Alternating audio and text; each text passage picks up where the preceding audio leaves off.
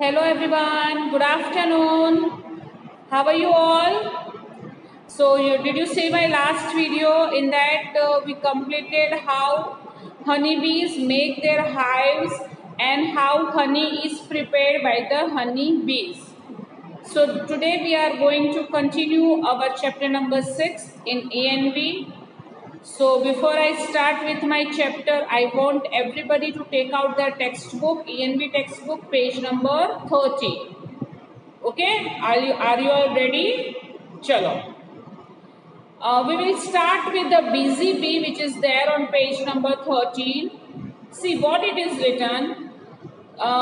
The groups of animals are known by different names, such as pack of wolves and flock of sheep. Look at the following pictures of groups of animals and fill in the blanks with the correct words given in the help box.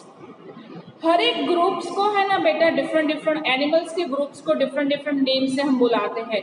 जैसे कि हम heard of elephants कहते थे, honey bee swum of honey बीज कहते थे।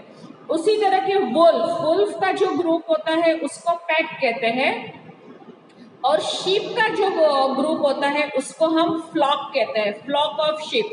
जब एक साथ में बहुत सारी शीप जा रही है तो हम कहते हैं ये वो फ्लॉक ऑफ शीप है, और एक साथ में बहुत सारे वुल्व्स जा रहे हैं तो it is called pack of wolves. Okay, now 3 pictures is given over here, the dash of lions, the dash of geese and dash of ants. और ब्रैकेट में आपको 3 आंसर है, गैगल, कॉलोनी एंड प्राइड। अब आपको मुझे ब्लैंक में उसके सही नाम लिखने हैं कि एनिमल के ग्रुप्स को क्या कहते हैं, सॉरी लायंस के ग्रुप को क्या कहते हैं, गैगल, कॉलोनी के प्राइड। उसी तरह से गीस के ग्रुप को क्या कहते हैं एंड एंड्स के ग्रुप को क्या कहते हैं। ये आपको कंप्लीट करके फिर मुझे व्हाट्सएप पे आंसर देना है इसका। अंडरस्टूड? अभी भी मुझे बहुत सारे स्टूडेंट्स हैं जिसका होमवर्क नहीं आ रहा है। प्लीज बेटा अपना वर्क रेगुलर कंप्लीट करो और फिर मुझे व्हाट्सएप पे दिखाओ। ओके, चलो now we will continue this chapter with some animals help each other. आपको पता है जैसे ह्यूमन बींग्स होते हैं, हम लोग एक दूसरे को हेल्प करते हैं ना। आप क्लासरूम में स्टूडेंट्स को हेल्प करते हो, किसी को पेंसिल इरेजर से, या फिर किसी को नोटबुक देके, या फिर कोई अगर लंच नहीं लाया है तो उसको लंच देके हम एक दूसरे की हेल्प करते हैं, राइट? उसी तरह से कई ऐसे एनिमल्स होते हैं जो एक दूसरे की हेल्प करते हैं। किस तरह से वो हम जानते हैं। ओके, चलो now concentrate in a book. If you don't have a book you may concentrate on a page. Some animals help each other. Some animals are known to be friendly with each other. You may have often seen a bird called cattle egret sitting on a back of a cow. कई animals होते हैं जो एक दूसरे के साथ बहुत friendly होते हैं, फ्रेंड्स भी होते हैं। पता है आपने देखा है कभी भी काव या बफेलो के ऊपर हमेशा कोई बर्ड बैठता है? शायद आपने ये कई बार देखा होगा, मतलब लाइव भी देखा होगा, टीवी में भी देखा होगा। काव और बफेलो का ना उसके ऊपर हमेशा कोई ना कोई बर्ड बैठा ही होता है, राइट? वो होता है कैटल एग्रेट। यहाँ पे देखो आपको एक पिक्चर भी दिख रहा है जिसमें बफेलो के ऊपर बर्ड बैठा है, जिसको कहते हैं कैटल एग्रेट। वो हमेशा काव या बफेलो के ऊपर बैठता है और क्या करता है ये? These birds feeds on the insects found on the body of animals such as cows, buffaloes, etc. ये लोग ऐसे कैटल के ऊपर बैठते हैं, काव है, बफेलो है, बुलॉक है, ऑक्स है, इसके ऊपर बैठते हैं। और जो भी एनिमल मतलब काव बफेलो होता है ना, उसकी बॉडी के ऊपर स्मॉल इंसेक्ट्स होते हैं, छोटे छोटे इंसेक्ट्स होते हैं। ये कैटल एग्रेट वो इंसेक्ट्स को फीड कर लेता है। फीड कर लेना मतलब खा जाता है वो इंसेक्ट्स को। When these birds sense any danger, they fly away or make a shrill calls, thus alerting the animals on whose back they ride. वो इन एनिमल्स के काउ या कैटल्स है, जिस काउ बफेलो उनके ऊपर से वो छोटे छोटे इंसेक्ट्स को तो फीड कर लेता है, उसके साथ साथ क्या करता है पता है? अगर उसको कोई डेंजर लगे कि कोई वाइल्ड एनिमल आ रहा है या कोई हंट करने आ रहा है तो ये बर्ड है ना एकदम से फ्लाई करके चला जाएगा।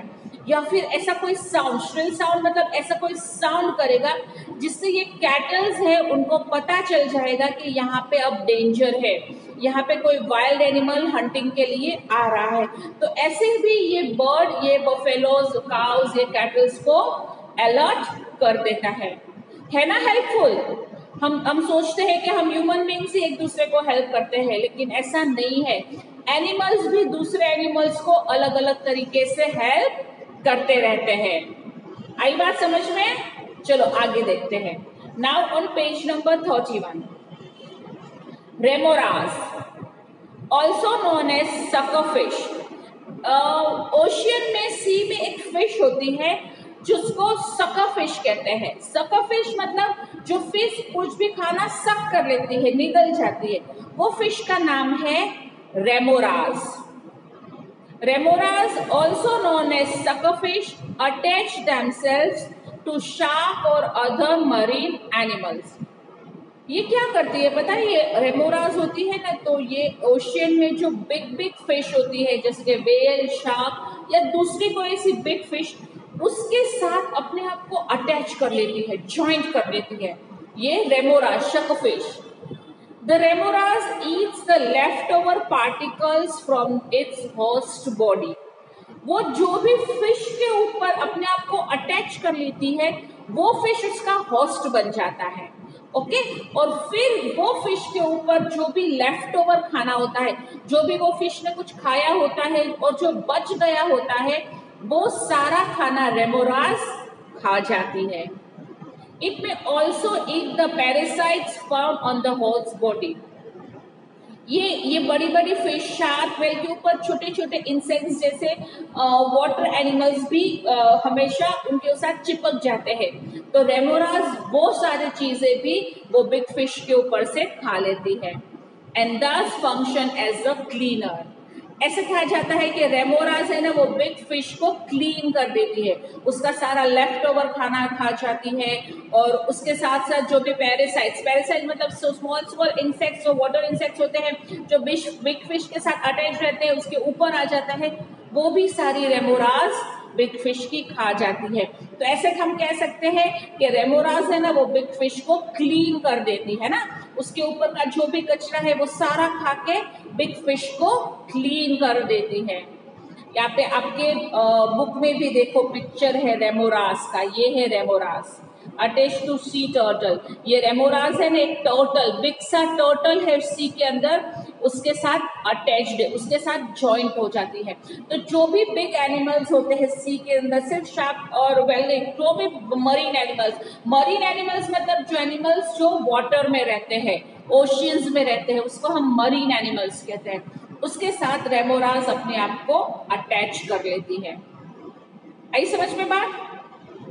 In forest, monkeys and birds which live on trees call out loudly when they see any ferocious animal such as the tiger.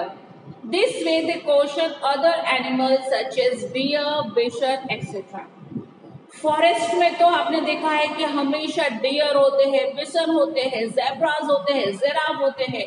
तो मंकीज एंड बर्ड्स जो हमेशा ट्रीज के ऊपर रहते हैं, वो क्या करते हैं, उनको दूर से पता चल जाता है कि कोई वाइल्ड एनिमल आ रहा है, जैसे कि टाइगर है, चीता है, लायन है, कोई भी वाइल्ड एनिमल आ रहा है। तो मंकीज एंड बर्ड्स है ना, डिफरेंट साउंड करने लगते हैं, डिफरेंट वेज में साउंड करते हैं, जिससे जो भी वहां पे एनिमल होता है, जैसे कि डियर होता है या फिर ज़ेब्रा होता है, बिसन होता है, और वो लोग अलर्ट हो जाते हैं। वो साउंड से उनको पता चल जाता है कि कोई भी वाइल्ड एनिमल उनको हंट करने के लिए आ रहा है, और वो वहां से भाग जाते हैं। तो देखा कितने कैटल एग्रेट है, रेमोरास है, ये मंकीज, बर्ड्स है, या फिर कितने ऐसे डिफरेंट एनिमल्स है जो एक दूसरे को हेल्प करते हैं। अब आप सोच रहे कि टीचर ये बिसन क्या है, BISON, देखो ये है उसका picture. This is a animal which lives in a forest. लग रहा है ना एक बफेलो जैसा लग रहा है ना, तो ये भी वाइल्ड एनिमल से डरता है। तो this is a picture of a bison. So यहाँ तक की बात समझ में आया कि एनिमल्स भी अपने दूसरे एनिमल्स को किस तरह से डिफरेंट डिफरेंट वेज में हेल्प करते हैं। और एनिमल्स से हमें ये सीखना है कि हमें भी जितना भी हो सके, हम आजू बाजू में हम जितना भी किसी को हेल्प कर सके, हमें उनको हेल्प हमेशा करनी चाहिए। चलो, अब वो एक्सरसाइज जो मैंने दी है वो कंप्लीट करके मुझे दिखा देना, और अभी तक मैंने जो एक्सप्लेन किया है उसमें आपको ना समझ में आए तो भी आप मुझे पूछ लेना। Understood? चलो, I'll catch you again in the next period. We'll continue our lecture in the next period. Till then, bye bye.